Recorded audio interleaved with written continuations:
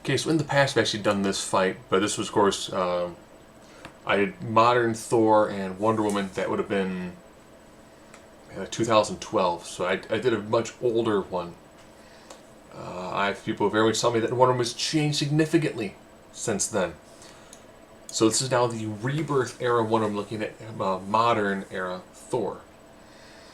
If you don't know what's happened to Wonder Woman during Rebirth, well, she's now, they've gone away entirely from the mythical molded piece of clay to, she is now the daughter of Zeus.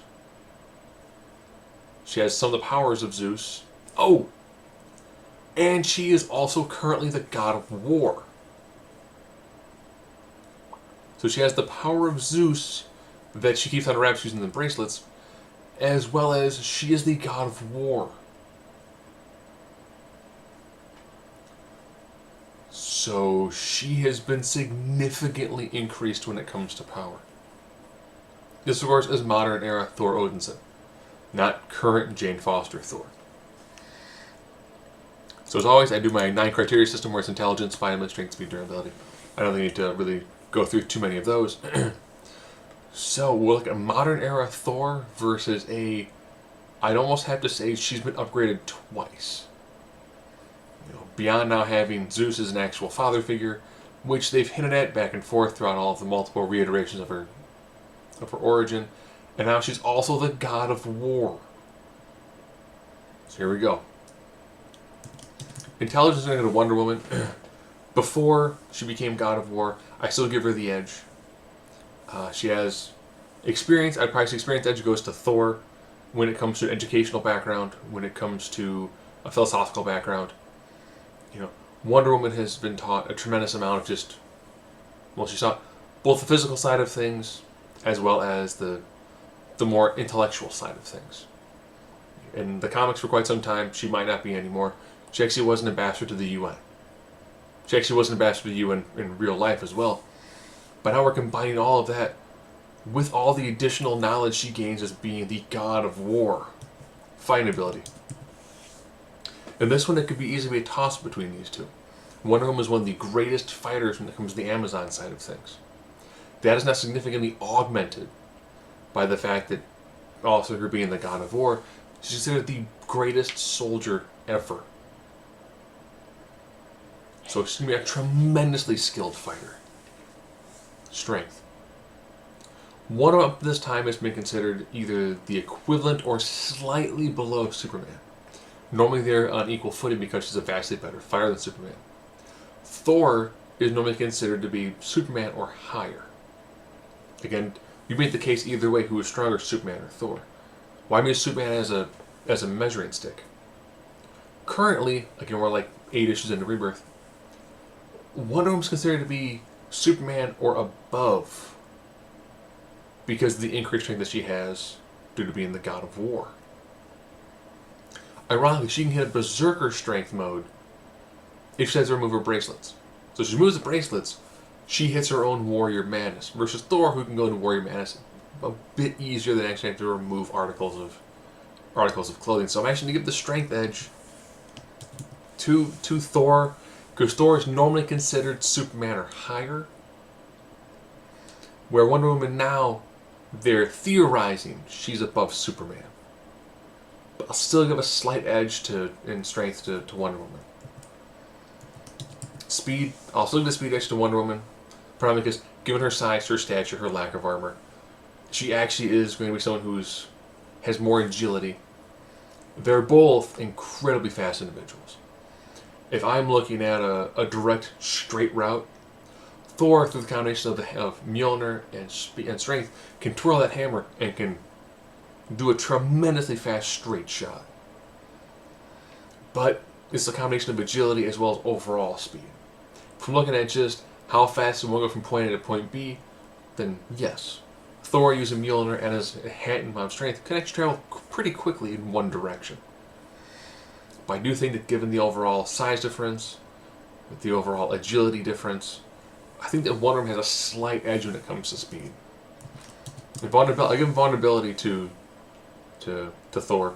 I think if these two did not commonly wear armor, they are on relatively equal footing now. especially given the upgrades that Wonder Woman has had. But Thor normally is fully clad in Asgardian armor. It's very rare that you find a picture of Thor where he's not pretty much clad head to toe. Wonder Woman, normally, again, this is the artist aesthetic of a woman in strong armor is going to be more exposed. So Wonder Woman has less armor. Look at just the overall body types themselves, stripping away all armor. I put them equal footing. This is more of there's significantly more armor on Thor. Durability. In the past, I would probably give this to Thor.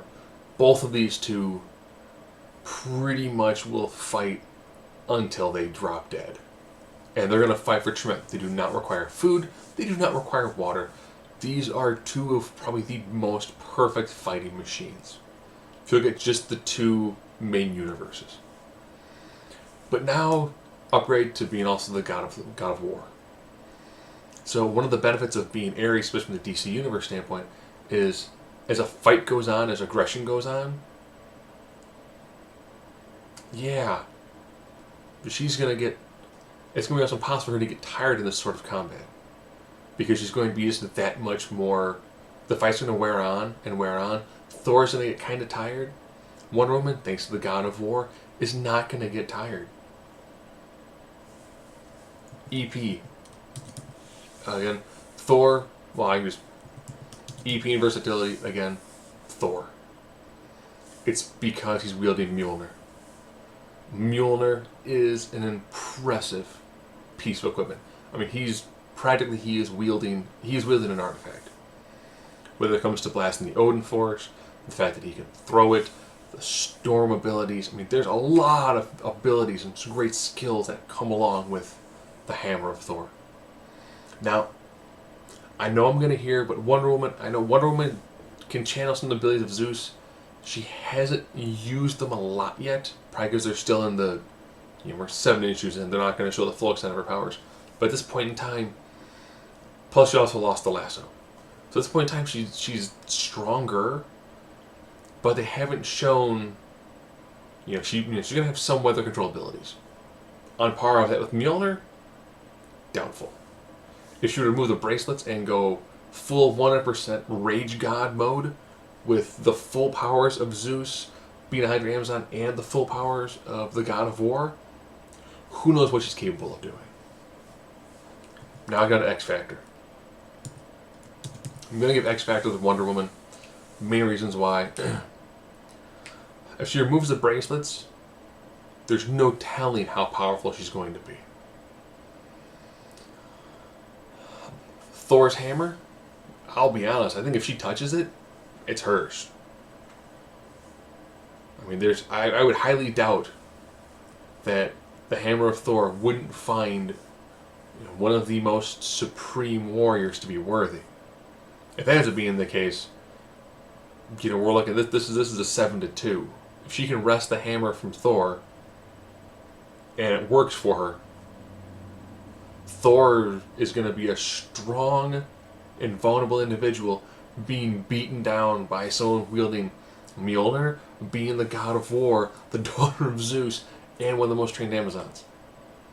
And he's going to become a stain on the floor pretty quickly. But the god of war gives one of another ability. She can telepathically communicate with soldiers and warriors. So if she's facing somebody who is a supreme warrior of Asgard, that means she's going to be in his mind the whole time. So in this sort of thing, I think it's still a really good fight, predominantly because of how powerful Mjolnir is. But in this version, I think Wonder Woman takes it. I think that she's had a significant amount of upgrades that she is going to beat Thor more often than not. Especially if she can wrest a hammer from Thor. If she can consistently take the hammer from Thor, that's it. This is a 7-2. And I didn't think I'd ever have a fight where I would say Thor is a severe underdog. I mean, he's an underdog, he's not really that severe, but the moment Wonder Woman disarms her and takes that hammer, Thor throws the hammer. And Wonder Woman was able to at least, block enough of it to slow it down to probably take the impact, and then by her backhand, grab the hammer. And now that she's not as vulnerable to electricity, a lot of things that Thor could do that would be of really great use to him against her, it's not really there.